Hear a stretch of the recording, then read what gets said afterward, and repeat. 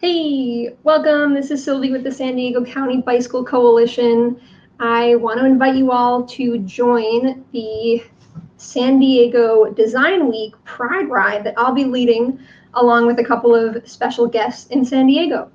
So I'm going to take a little bit of time today to tell you all about this event, why it's happening, how to get involved, and if you don't feel like biking, if you don't bike, if you don't have time this weekend, but you want to know about what's going on, this is the place to be, because we will be talking about the event, picking out all the cool details, and I also have a special guest joining me tonight. So to begin with, the SD Pride Ride is a little thing that we decided to do in July of 2021 as a component of San Diego's Pride Month. It was the kind of kickoff to the Pride Festival in San Diego, along with SheFest, and we had about 300 people come out and bike with us. This was a guided bike ride, and we stopped by a whole bunch of really significant sites to the LGBTQI plus community in San Diego. It was such a cool event that we decided to do it again. And we decided this time to team up with San Diego Design Week, because a lot of the components that we pass on the route have a lot of significance to San Diego's, just history of resilience and resistance and beyond. So I want to show you all a little bit about what's coming up and how to get involved if you want to join us. So San Diego Design Week website looks a little something like this. This is the place we have the Pride Ride listed out. You've joined us tonight for the virtual tour, but on September 11th at noon is the guided Pride Ride tour. I'll be leading that. And again, I've got a couple special guests coming out to join me. So anytime tonight, you can sign up if you want to join. This is a little bit of what it looks like, and I'll get into a lot more detail, but in case you live in San Diego and you know the neighborhood, this is kind of mid-city. We'll do a pretty sweet loop that's a little less than 10 miles long, beginning and ending at the Hillcrest flagpole. We go up into University Heights. We'll come back down through Balboa. We'll stop at about 12 sites along the way. Final little plug, we'll actually end this ride at Gossip Grill. So they'll be setting us up with a table, and anybody who's come on the live event and wants to join us and sit outside and keep chatting, this is the place we'll be at. Okay, final little plug, and then we'll get into it, and I'm going to show you what's coming up on this guided Pride Ride, is the new movie, The Eyes of Tammy Faye. Caught wind of this event, thought it was really cool, and they decided they want to give people a couple free tickets to see the movie just for joining us on the ride. So that's pretty fun. Just putting that out. If you haven't signed up yet and you've been thinking about it, this might be the incentive you need, is to get some tickets to see Tammy Faye. Okay, cool. Well, let's dive in. Behind the scenes. So I've gotten really into using this thing called story maps as a way to show, well, to develop guided bike rides and show people all the sites they'll see along the way. So going back a step, if you haven't yet, this is the way to sign up. Get to the San Diego Design Week website, look around, find the guided tour of the Pride Ride. You can click to join. It's free for anybody in the LGBTQI community to attend, as well as students and people 55 and up. Basically, everybody who wants to join us is free. So that's pretty fun. Okay, so this is the guided ride. And again, this can also be self-guided if you want to come join us, but you don't want to bike in a crowd of 10 to 15 people. You can do it solo just by following this map. So like I said, we will kick off the event at the Hillcrest Pride Flag. This is a spot in the heart of Hillcrest, the neighborhood, if you will, in San Diego. It's a 65-foot tall flagpole with a gigantic pride and trans flag. This is also a site that people might know in San Diego because it has a painted rainbow crosswalk, which at times has been a little bit controversial in the city, but It's a really kind of emblematic spot in San Diego.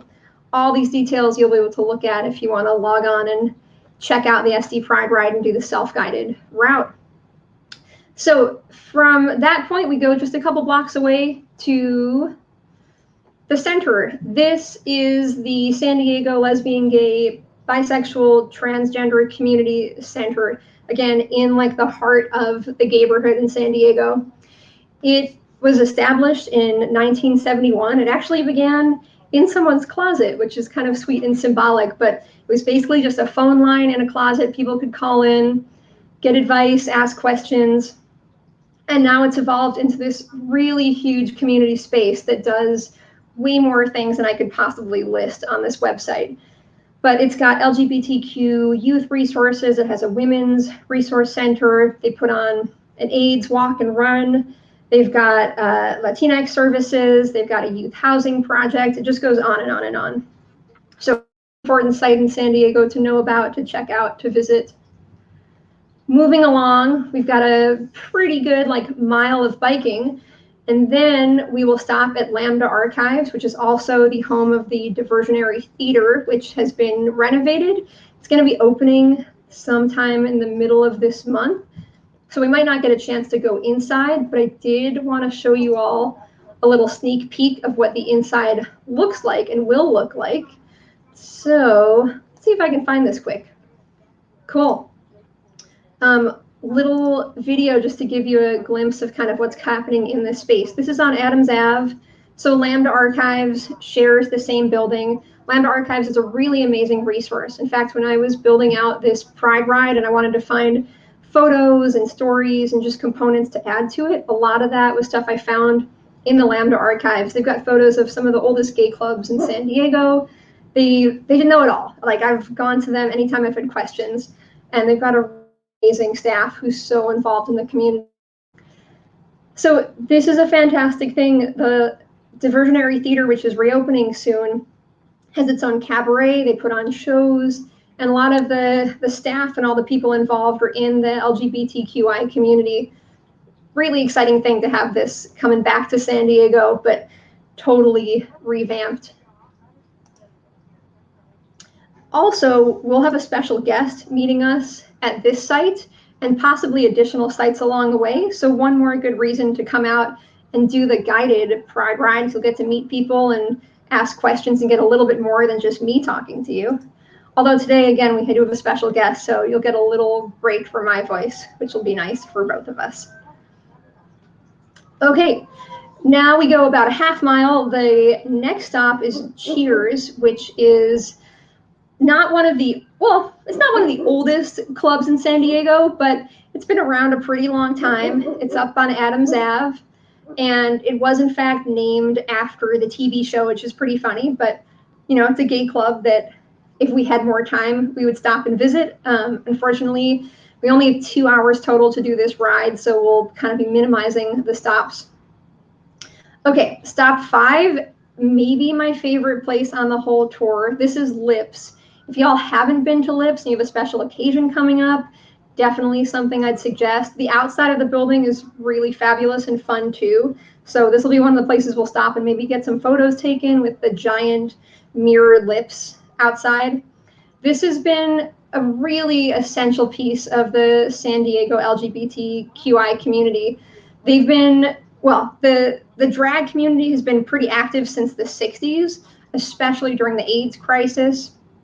Lips and kind of community spaces like that put on drag shows did a ton of fundraising to support people living with AIDS and continue to support people in the HIV and AIDS community, if you will. Lips also is a chain, so it's not only in San Diego.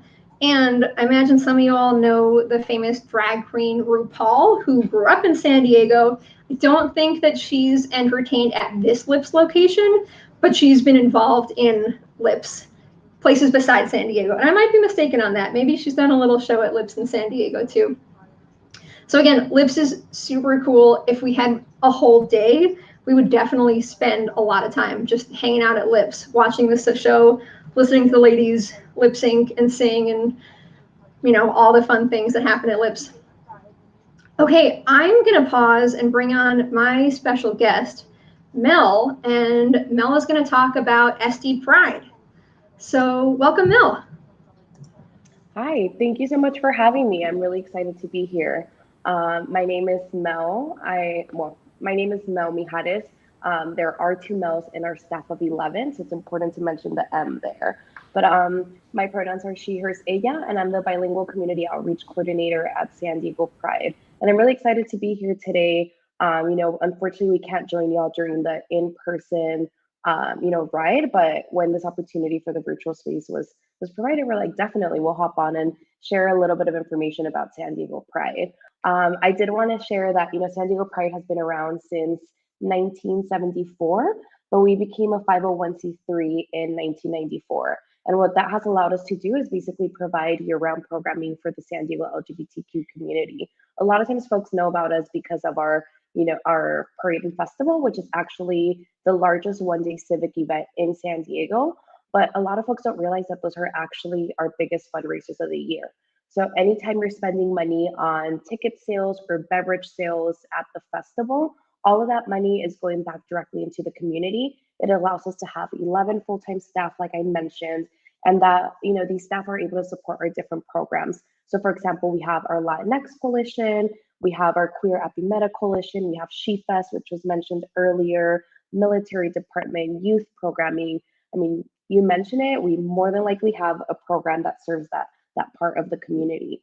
And another piece that a lot of folks actually are not aware of is that Pride also has a grants program. So because we're able to use this festival to raise money, we're able to have a grant application that both local, national, and global or LGBTQI serving organizations can apply to, and they receive funds to further their mission and also further our mission to foster pride, equality, respect for all LGBT folks, in the communities locally, nationally, and globally. And the last thing I do want to mention is that we also have an amazing and brilliant education and advocacy manager who works with a lot of different organizations and companies in the area and provides LGBTQIA culture humility, from something as basic as, like how to use pronouns and why they're important to things that are a little bit more complex.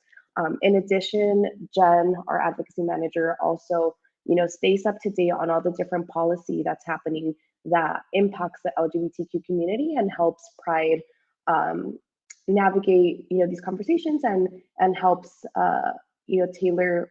I'm sorry, I'm like mumbling on my words, but basically helps Pride decide what our stance is going to be to make sure that we continue, amplifying the voice and the needs of the LGBT community in San Diego.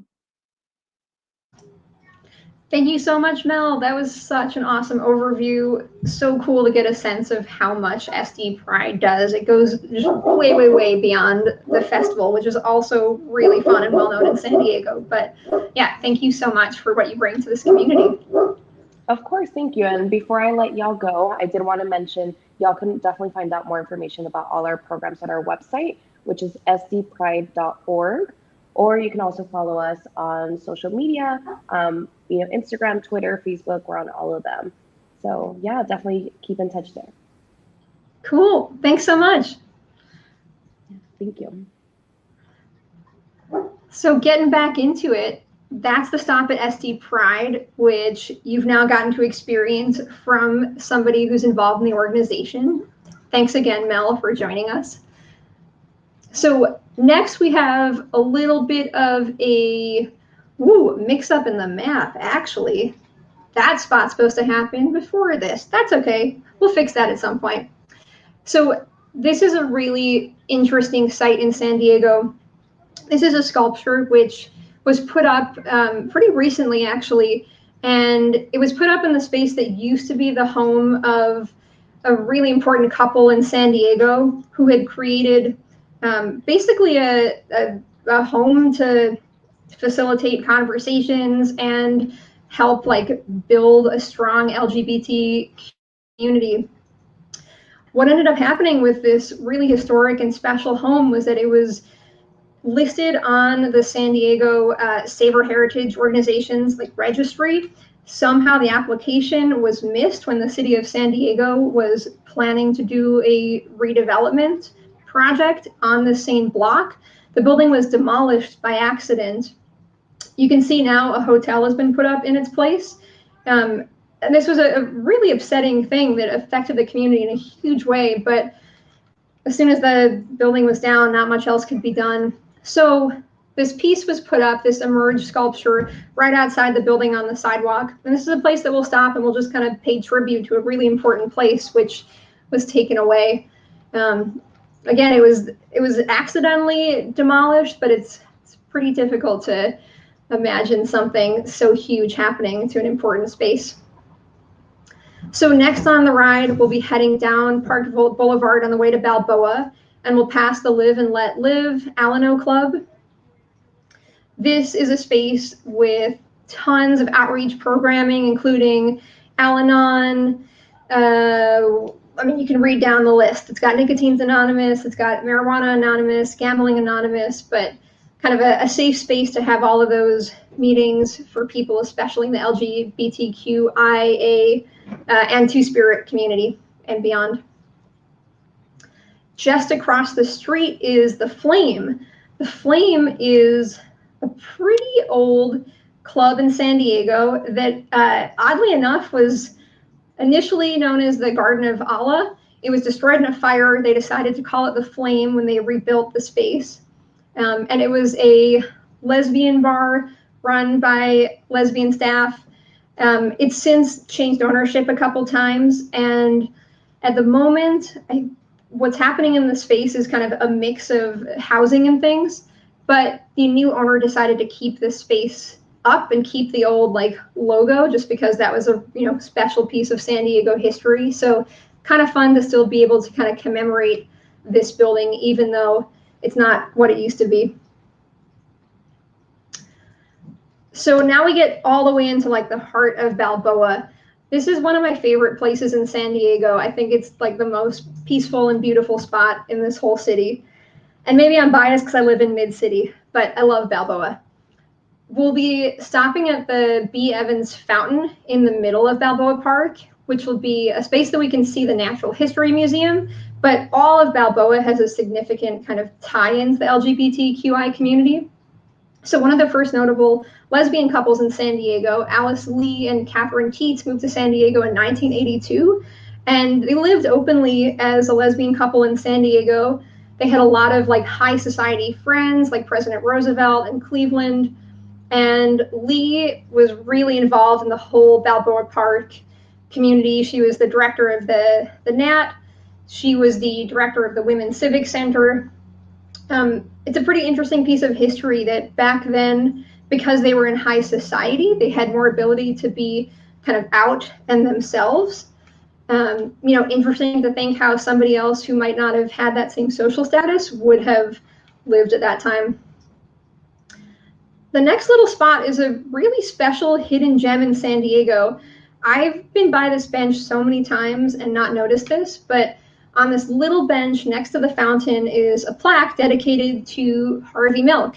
And this was one of the first dedications to milk, like in the country. So it's this little tiny plaque. It's easy to miss, but we'll stop. We'll take a moment to see it. We'll talk about Milk and what he did for the LGBTQ community in San Francisco and statewide.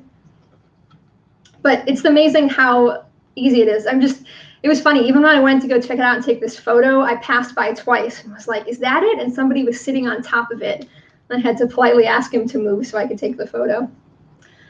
Okay, next stop, on the way back into Hillcrest, we will make a quick stop at what is now Breakfast Bitch, but this used to be the Historic Guild Theater in San Diego. It was built in 1913. You can see the old marquee is actually still on the building. It says the Guild. It's, what else do I want to tell you about this? Oh, they used to show a lot of cult classics. They used to show a lot of naughty films.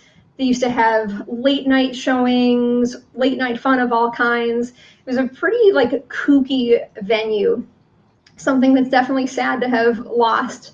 But maybe Lips is kind of helping fill that space a little bit.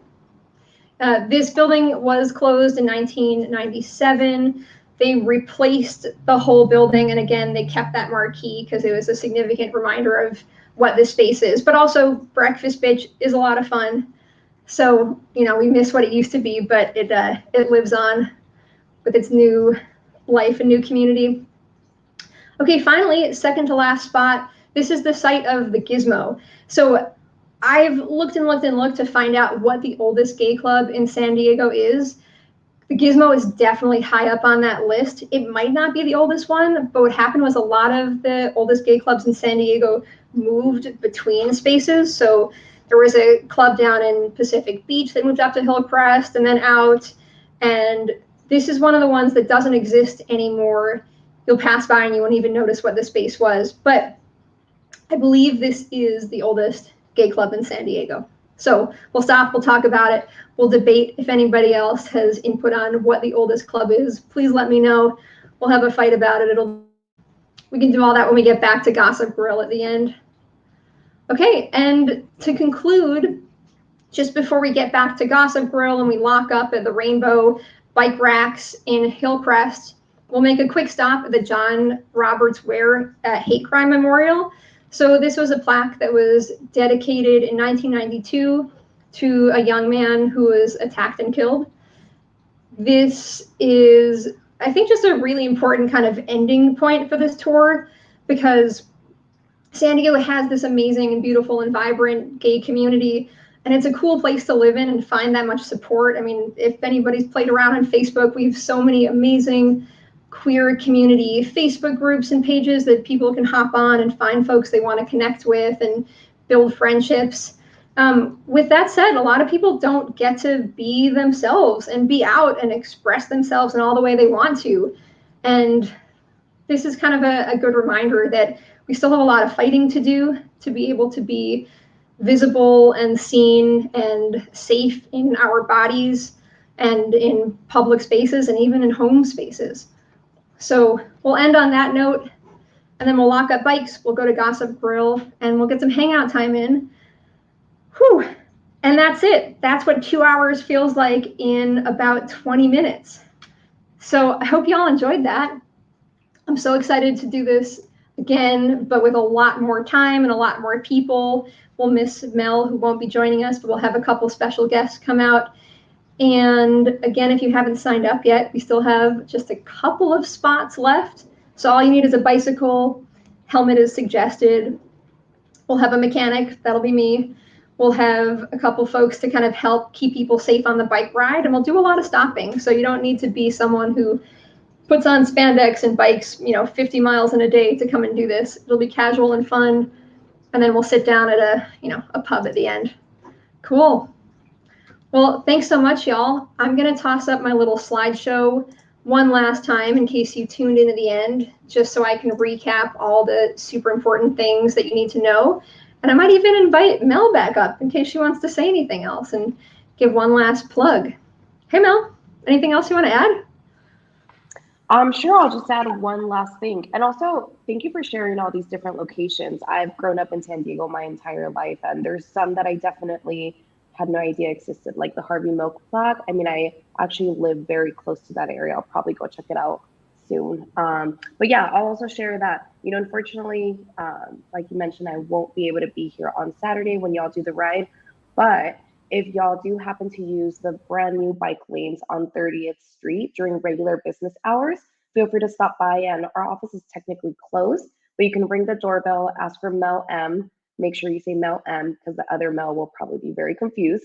You can ask for me, and if you want to take like a sticker for any of your, water bottles or anything like that, I'm happy to share any of these, so you can kind of, rainbow your stuff. So, yeah. Heck yeah, that is such a sweet invite. Also, I love that you plugged the bike lanes. That's something I'm so excited to be able to use with this group.